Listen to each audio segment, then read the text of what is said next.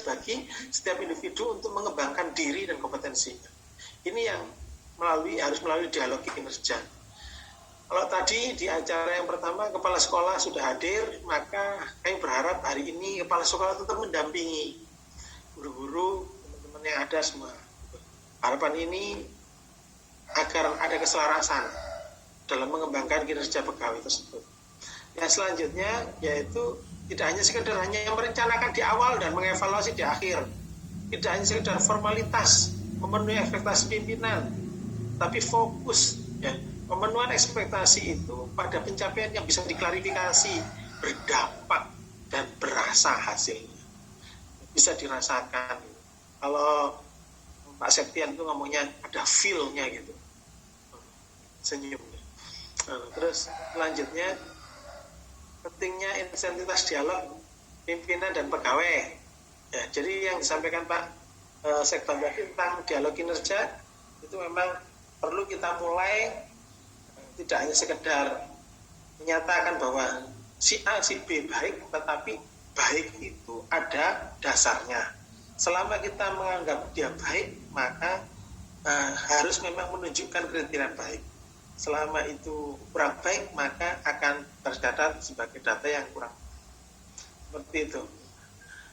Selanjutnya, terkait kinerja individu, tadi itu keselarasan kinerja organisasi dan kinerja individu harus selaras mendukung tujuan organisasi dalam pencapaian keberhasilan.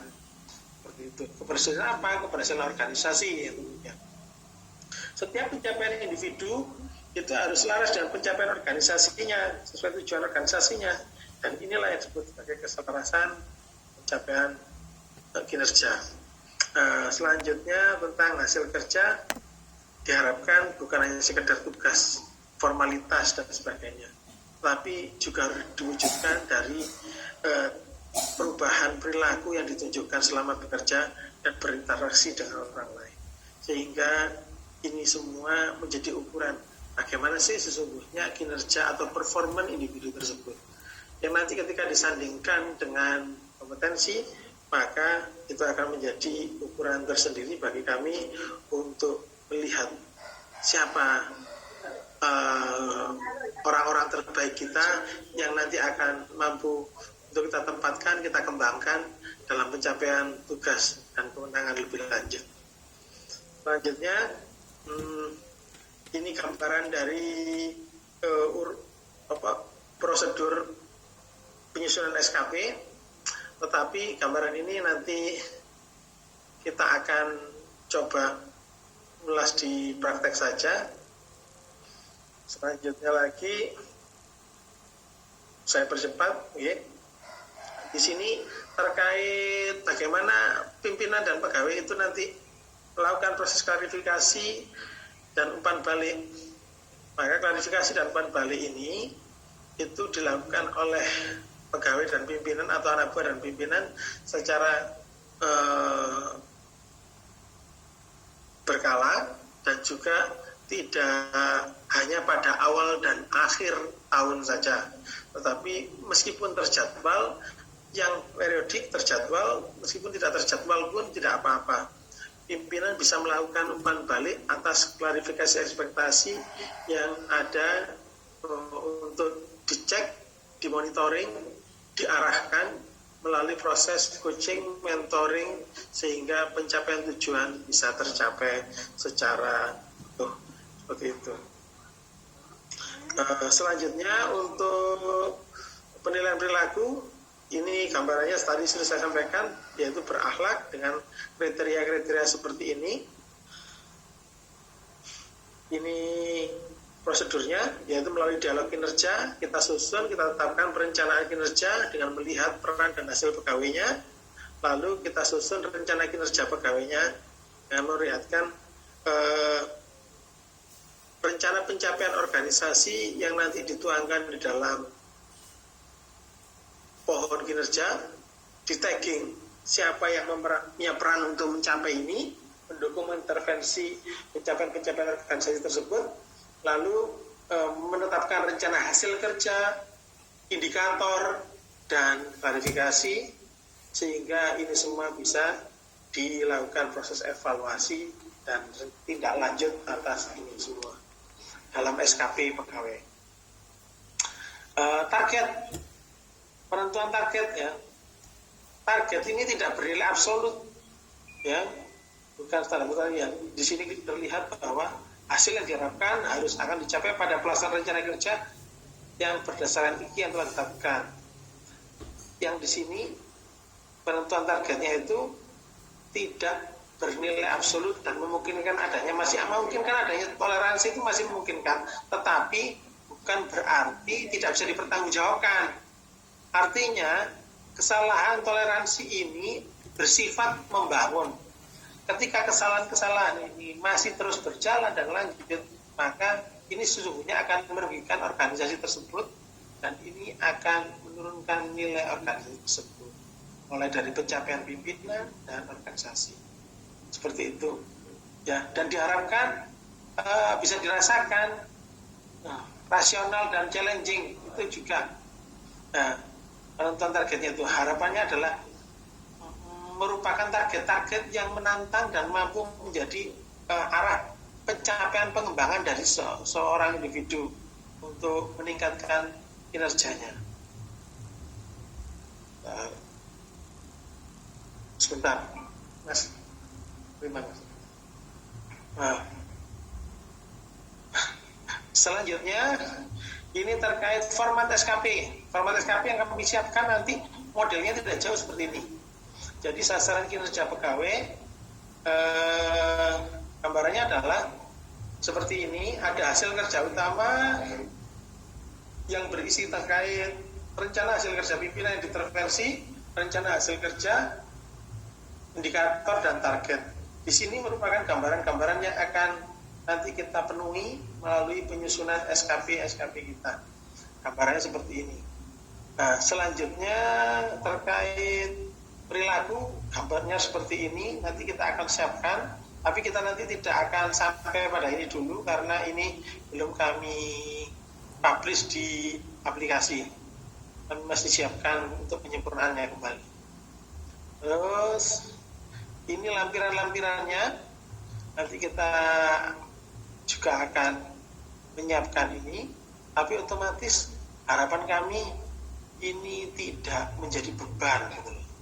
Poin demi poin kita isi sesuai proses dialog kinerja yang ada. Ini terkait manual indikator, itu nanti juga sudah akan terisi ketika isian-isian pada aplikasi terisi. Kurang lebih seperti itu gambarannya.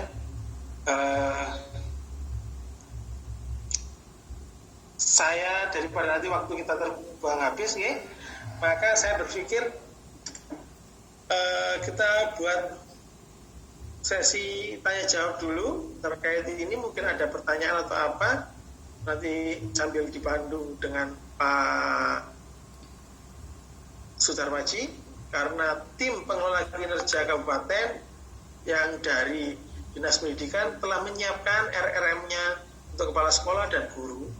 Nanti kita coba akan praktekkan melalui forum ini bagaimana pengisiannya, atau kalau masih kurang dan sebagainya nanti kita akan lakukan proses perbaikan, pembenahan untuk memudahkan Bapak Ibu sekalian. Nah, ini gambarannya proses feedbacknya. Ini nanti secara otomatis akan ada pada aplikasi dan ini juga dilakukan oleh pimpinan. Harapan kami antara jenengan dan pimpinan di dalam satu organisasi harus berjalan dengan baik, kompak, mewujudkan tujuan organisasi melalui dialog kinerja yang baik, sehingga apa yang punya hasilkan, kinerja yang dihasilkan oleh organisasi dapat dirasakan oleh masyarakat. Saya rasa itu yang mungkin bisa saya sampaikan. Ini satu lagi, untuk apa sih prosesnya itu? Yaitu untuk pengembangan karir, untuk manajemen talenta, untuk penentuan tunjangan kinerja dan penghargaan serta seleksi.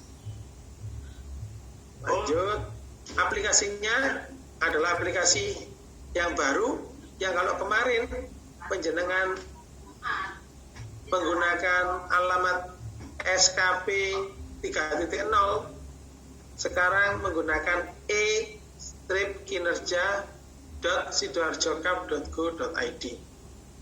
Gambarannya seperti ini, e-kinerja.sidoarjokap.go.id.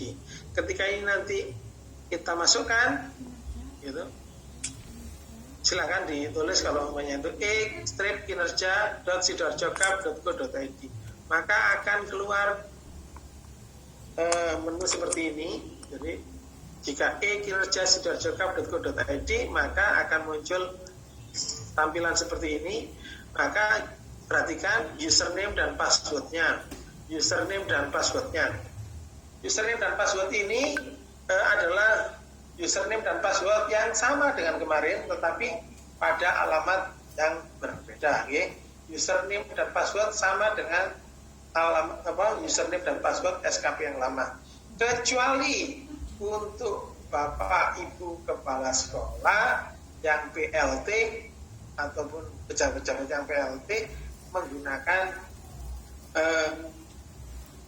username password pada jabatan definitifnya. Saya rasa itu. Terus ini tampilan terkait pohon kinerjanya. Pohon kinerjanya sudah kita masukkan ke dalam sekolah unit UPT masing-masing. Sekali lagi mohon dimut.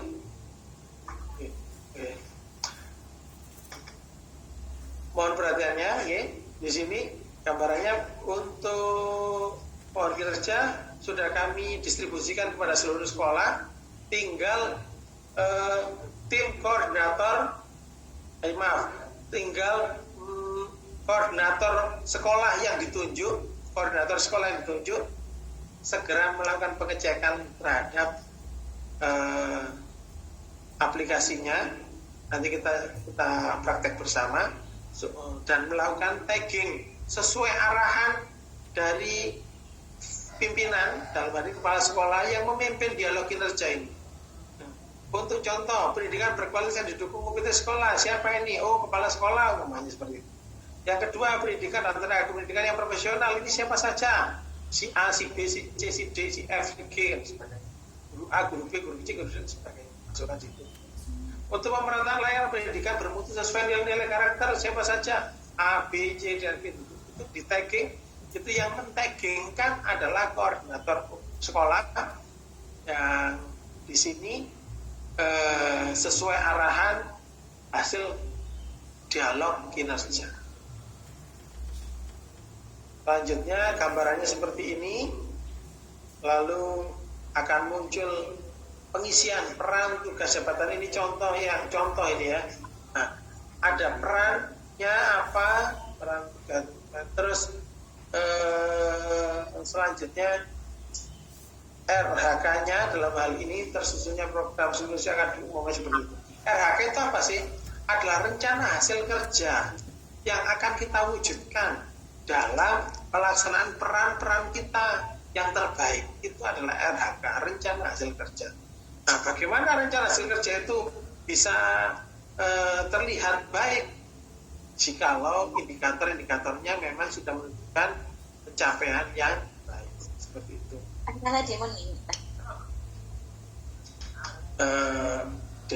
SDM tambah kali Sogo.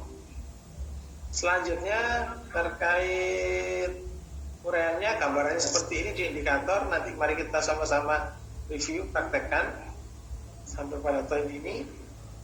Rencana aksi dan sebagainya, apa yang diinput dan sebagainya telah dicoba untuk disiapkan oleh tim pengelola kinerja, Pak Sudarmaji, Pak Aris, Pak Samsul, Pak Abdullah, dan tim-tim lain dari BKD. Saya rasa itu, mungkin kurang lebihnya kami mohon maaf jika ada kurangnya. Nanti kita lanjutkan dengan diskusi dan praktek yang dipandu oleh Pak Sudarmaji dan Pak Septian, serta mungkin saya nanti akan sedikit menambahkan. Terima kasih. Pak Sudarmaji. Halo?